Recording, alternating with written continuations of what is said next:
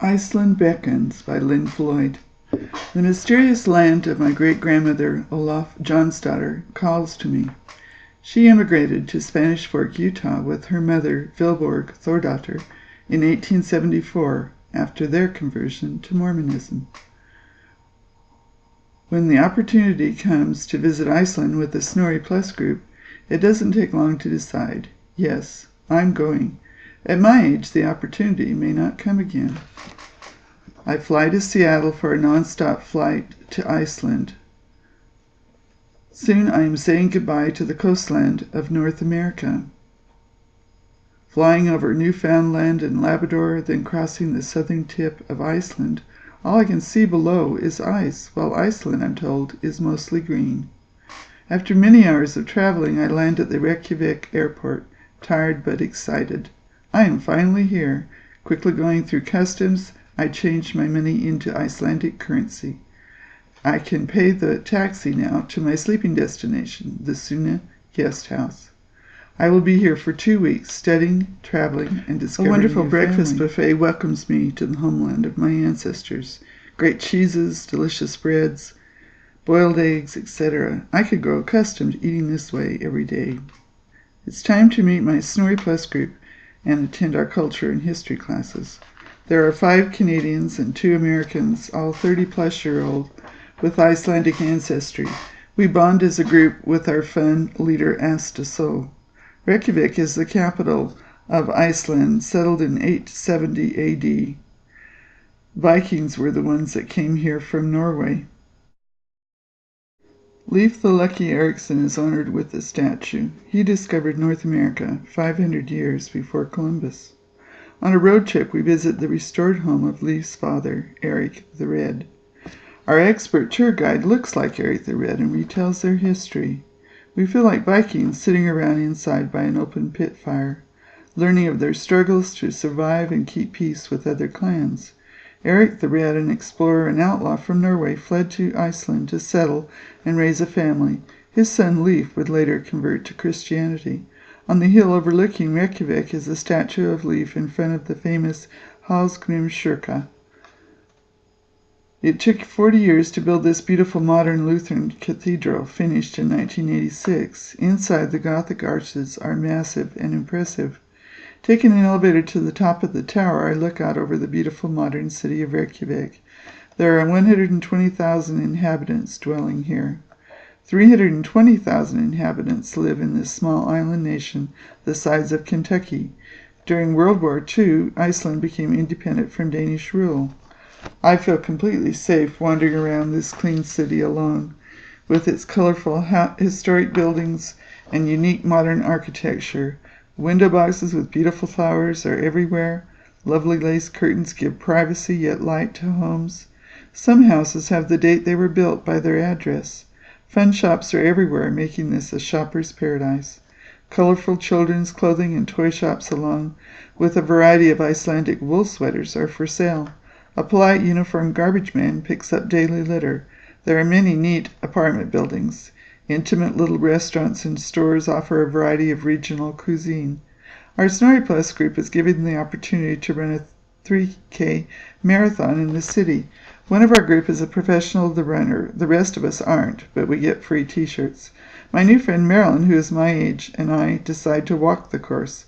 We are the last to the finish line and receive a gold medal, just like everyone else. We tour the city and consume the famous Icelandic hot dogs, made of lamb, of course. Later I will try smoked lamb on toast, lamb stew, and the ultimate, lamb chops with boiled potatoes. It's all very tasty.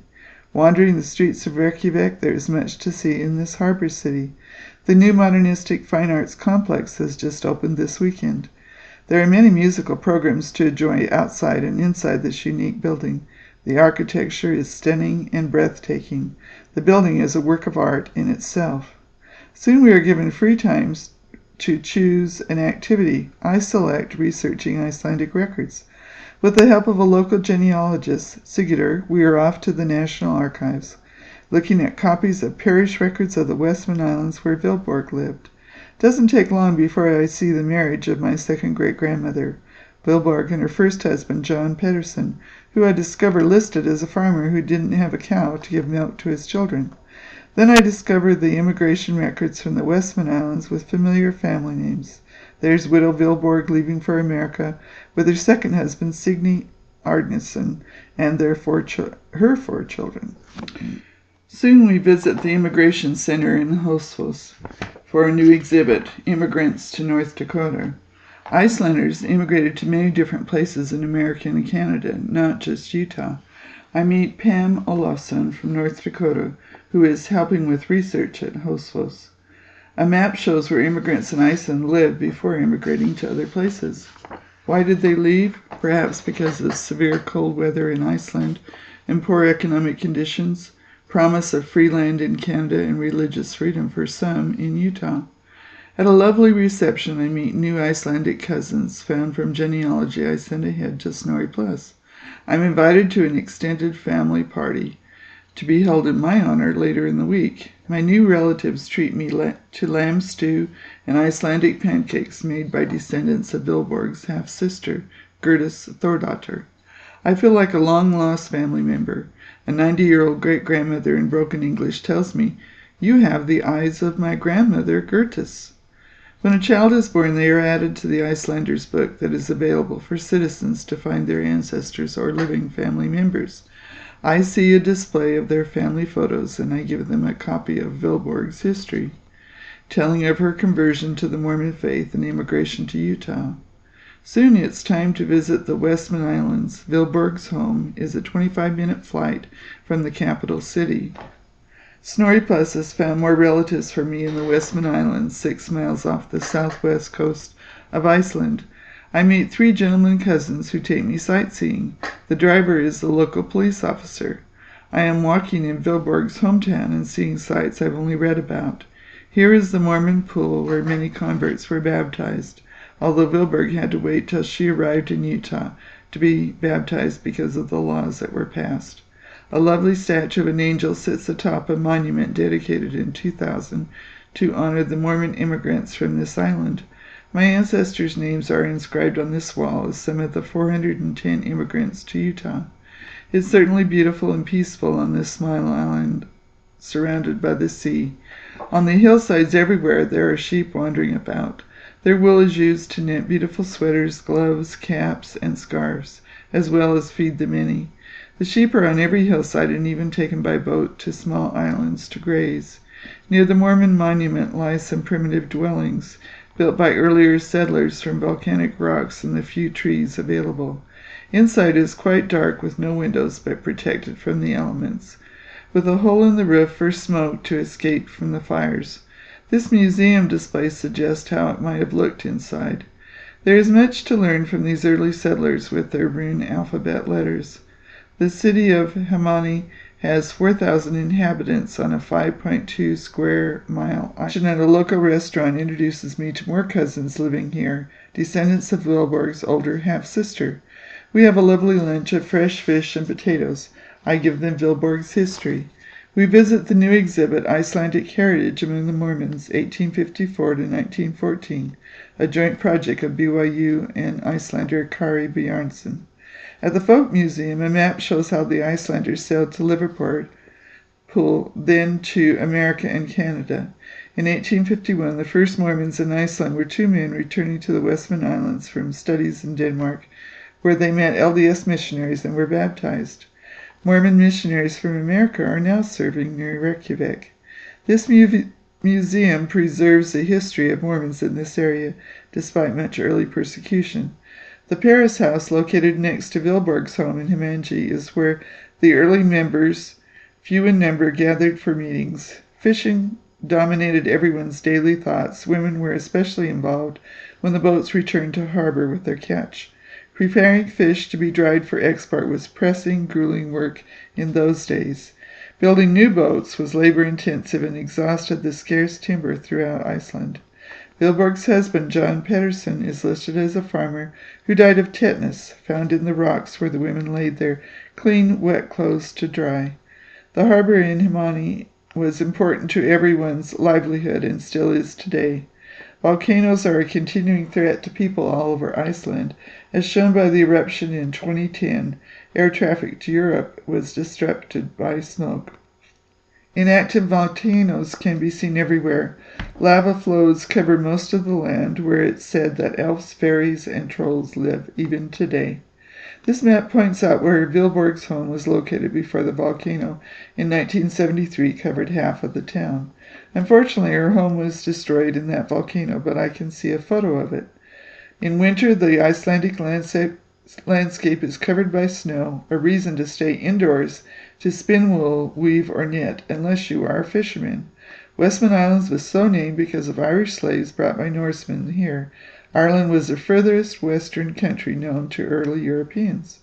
This monument is in honor of the fishermen who lost their lives at sea. The church that Vilborg attended is still standing in the center of town.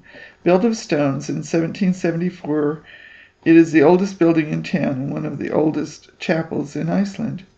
Perhaps she entered this door to attend services where it was said by the priest that she was a good student of Lutheran catechism.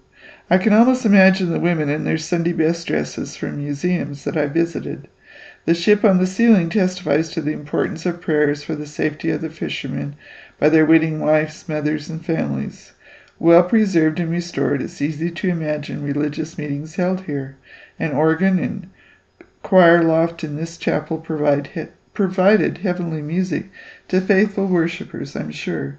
The harbor still is used today and escaped being covered over by lava flows by pumping seawater to cool the hot flowing lava. Fishing boats and a daily ferry bring cars and supplies from the mainland. Ruins from the Eldfell volcano in the 1973 remain that covered half of the town. The whole island was evacuated to the mainland as lava flows threatened lives. Vilborg's old home was covered under layers of hardened lava. The town is a good place to raise families, a new cousin tells me. Too soon it's time to return to the small airport and return to Reykjavik. It has been worth my time and effort to see Vilborg's home. Soon it's time to return to Reykjavik and see more of Iceland. Next we travel by boat to Vitney Island. Although rain threatens, we enjoy a picnic and private guitar concert. It is cold and windy, but beautiful. A longer trip off the north coast of Iceland is fun. Now I appreciate the sacrifices fishermen made in all kinds of weather. There are many small summer homes on little nearby islands. Birds are everywhere, as our boat captain loves to point out. The glaciers in the distance are the closest we will get on this trip. Birds love to nest in these lava rocks. We are too late to see the pippin birds who have returned to sea. These regal birds are used to being gawked at by the tourist boats, living a lonely and quiet existence in these interesting volcano rock formations. We are soon to be treated to fresh sushi on board from the ocean floor. I bravely try some raw fish and find it delicious. Time to go touring. We 7 are leaders and van driver. Much of Iceland is like a huge Yellowstone park. There are geysers everywhere across the land. Because of subterranean thermal activity, inexpensive power is quickly captured in Iceland. Pipes lead everywhere across the country into power plants, then to homes, towns, and cities to provide hot water for everyone. Lava flows are extensive and make for lovely elf habitats. Combined with fog, it looks too mysterious to explore. Here and there are green leaves, shrubs, trees, blueberries, and wildflowers growing. Trees are few, with a program to plant many more. We visit Alting, which is where the early parliament met in 930 AD in an outdoor assembly to settle disputes, discuss new laws, and govern the diverse clans. It's a lovely area to learn the history of this time period. The two tectonic planes, Eurasia and North America, meet here. In 1000 AD, they accepted Christianity as the nation's religion. The president of Iceland lives near Reykjavik, with no guards or walls surrounding his home. Our Snorri group visits President Olafur Grimsson. He is always interested in meeting Icelandic descendants and entertaining tourists. He has traveled to Utah twice to Spanish Fork for Icelandic celebrations. Too soon, it's time to near the end of our trip. The Blue Lagoon awaits our visit. As I look back and recall the images of this trip, they will be forever in my heart.